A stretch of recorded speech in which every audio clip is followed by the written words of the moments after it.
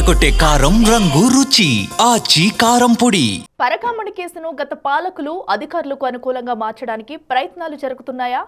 చూస్తున్న పరిణామాలు చూస్తుంటే అదే నిజమేమో అనిపిస్తుందంటున్నారు. ఓవైపు టీటీడీ పాలక మండలి అనుమతి లేకుండా ఏవీఎస్ స్థాయి అధికారి కేసులో రాజీ పడ్డారంటూ ఈవో హైకోర్టులో అఫిడవిట్ చేస్తే ఫిర్యాదు చేసిన తనకు రాజీ అయ్యే హక్కు ఉందంటూ ఏవీఎస్ ఓ కౌంటర్ దాఖలు చేయడం గమనార్హం. ఆ క్రమంలో మొత్తం మీద పరకామణి కేసులో అసలేం జరుగుతుందనేది చర్చనీయాంశంగా మారింది.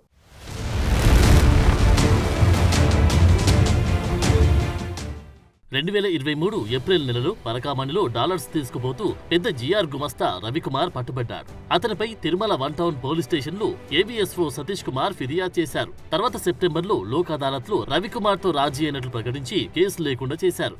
అయితే 4 నెలల పాటు అసలు ఏం జరిగింది? 4 నెలల కాలంలో జరిగిన పరిణామాలు ఏమిటి అన్న చర్చ ఇప్పుడు నడుస్తోంది.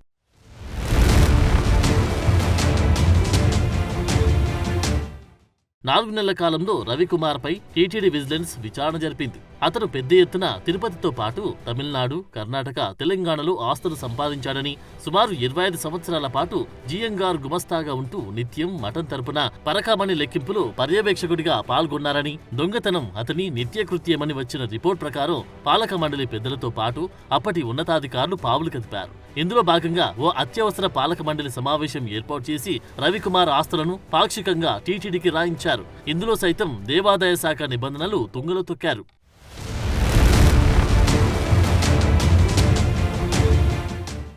తాజాగా జరిగిన పరిణామాల నేపథ్యంలో పరకామణి మీద జరిగిన పరిణామాల నేపథ్యంలో హైకోర్టుకు జర్నలిస్ట్ శ్రీనివాసులు వెళ్లడం, హైకోర్టు పోలీస్ టీటీడీ మీద సీరియస్ అయిన నేపథ్యంలో సిఐడి మొత్తం విషయాలను సీల్డ్ కవర్లు హైకోర్టుకి ఇవ్వగా, మరోవైపు టీటీడీ కౌంటర్ అఫిడవిట్ దాఖలు చేసింది. ఇందులో కేసు పెట్టిన ఏవీఎస్ఓ సతీష్ టీటీడీ బోర్డుకు విషయం తెలపకుండా రాజీ అయ్యాడని అంటుంది. అయితే అప్పటికి దొంగతనం కేసులో నిందితుడిగా ఉన్న రవికుమార్, ఆయన భార్య రమ్య పేరు మీదున్న ఆస్తులను టీటీడీ ఎందుకు రాయించుకుంది, అందుకోసం టీటీడీ బోర్డు ఎందుకు తీర్మానం చేసింది అనేది చర్చనీయాంశంగా మారింది.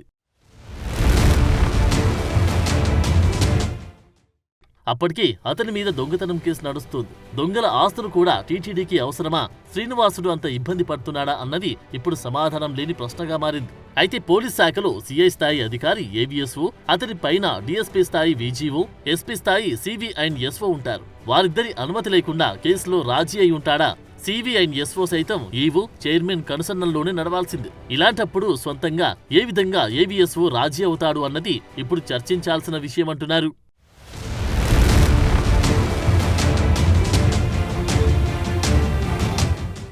ఈ కేసులో తమను స్పీడప్ చేయాలంటూ సాధు పరిషత్ అధ్యక్షుడైన శ్రీనివాసానంద సరస్వతి హైకోర్టులో పిటిషన్ దాఖలు చేశారు. ఆ క్రమంలో కేసులో చోటు చేసుకున్న పరిణామాలపై అనేక అనుమానాలు లేవనెత్తున్నారు ఆయన. దీంతో పాటు ఏవీఎస్ఓ స్థాయి అధికారి రాజీ చేసుకోవడం వెనుక ఏం జరిగింది బయటకు రావాలంటున్నారు. మరోవైపు ఏవీఎస్ఓగా పనిచేసి రాజీ అయిన సతీష్ సైతం కౌంటర్ అఫిడవిట్ దాఖలు చేశారు. ఫిర్యాదుదారుని కాబట్టి రాజీ అయ్యే హక్కు ఉంటుందని అంటున్నారు. అయితే ఉన్నతాధికారుల సూచన మేరకు అన్ని దాఖలు చేసినట్టు తెలుస్తోంది. ఐపీసీ, సిఆర్పీసీ కేంద్ర చట్టాల వాటి ప్రకారం రాజీ అయ్యానంటున్నారు. అయితే తన వ్యక్తిగత కేసైతే ఆ విధంగా చేసుకోవచ్చు. ప్రపంచంలోని అతిపెద్ద ధార్మిక సంస్థల్లో పనిచేస్తున్న వ్యక్తి స్వామివారి హుండీ సొమ్మును దొంగతనం చేస్తే రాజీ చేసుకోవడానికి హక్కు ఉందని కౌంటర్ అఫిడవిట్ దాఖలు చేయడం హాస్యాస్పదమంటున్నారు నిపుణులు. చట్టాలను అడ్డం పెట్టుకుని ఈ కేసులో కీలక పాత్ర వహించిన వ్యక్తులు ఏవీఎస్ఓతో కౌంటర్ అఫిడవిట్ దాఖలు చేయించారనే ప్రచారం జరుగుతోంది. పరకామణిలో దొంగతనం చేసిన వ్యక్తి ద్వారా ఆస్తులు రాయించడం గతంలో ఎన్నడూ జరగలేదని ఇప్పటికే టీటీడీ మాజీ చైర్మన్ భూమన కూడా వాదిస్తున్నారు. ఇలాంటి నేపథ్యంలో మరోసారి కౌంటర్ దాఖలు చేయించడంతో పాటు టీటీడీ సైతం తమకు తెలియకుండా రాజీ అయ్యారని చెప్పడం చూస్తుంటే పెద్ద స్థాయిలో కేసును మూసివేయించే దిశగా చర్యలు జరుగుతున్నాయని సామాన్య భక్తులు సైతం అభిప్రాయపడుతున్నారు.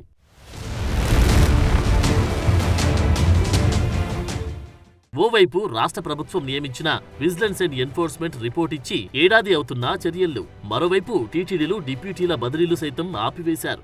ఇలాంటి పరిణామాల నేపథ్యంలో పరకామణి కేసులో కౌంటర్ అఫిడవిట్ దాఖలు చేసి మరోసారి టీటీడీ బోర్డు ప్రతిష్టను పెంచుకునే ప్రయత్నం చేస్తుందా అన్న చర్చ మొదలైంది. దీనికి తోడు తనకు తెలియకుండా టీటీడీలో ఏం జరగదు అంటూ మాజీ చైర్మన్ భూమన కరుణాకర్ రెడ్డి సవాళ్ల మీద సవాలు విసురుతున్నారు. ఈ నేపథ్యంలో 28వ తేదీన జరిగే పాలక మండలి సమావేశం హాట్ గా ఉండే అవకాశముందంటున్నారు. చూడాలి మరి ఏం జరుగుతుందో.